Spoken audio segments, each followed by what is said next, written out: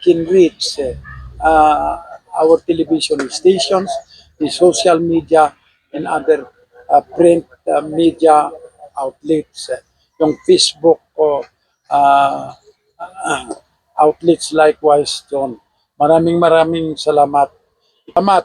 And then, uh, second, I'll take this opportunity to likewise invite not only you, our friends from the media, but including the viewers who happen to have read a lot of our bills.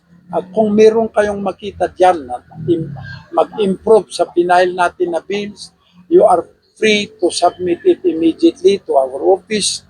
Ako, inaamin ko, I do not have the monopoly of knowledge.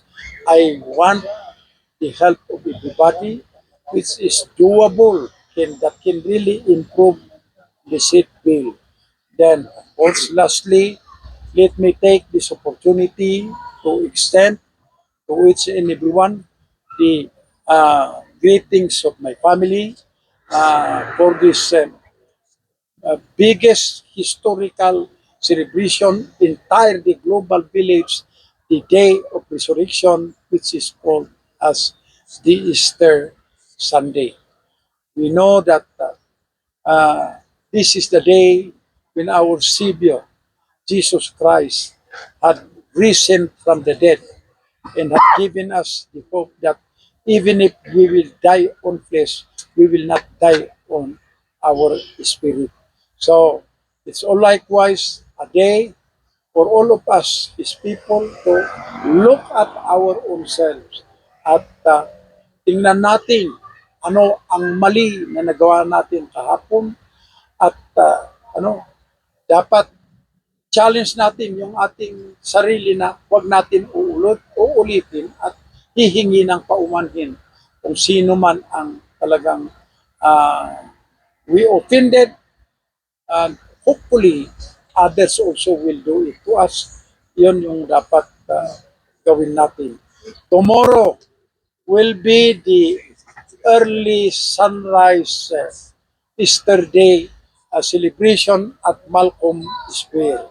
That will start at 5 o'clock.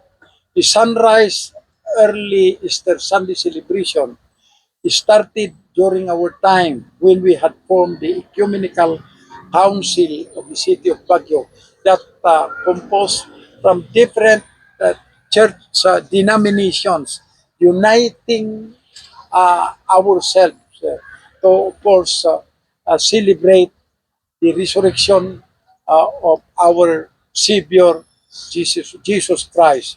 Everybody is invited to that celebration early morning tomorrow, as I said, at 5 o'clock in the morning.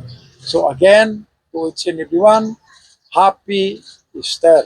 Salsalon at tayo kumaamin, babayan iti bendisyon iti nailangitan nga Ama.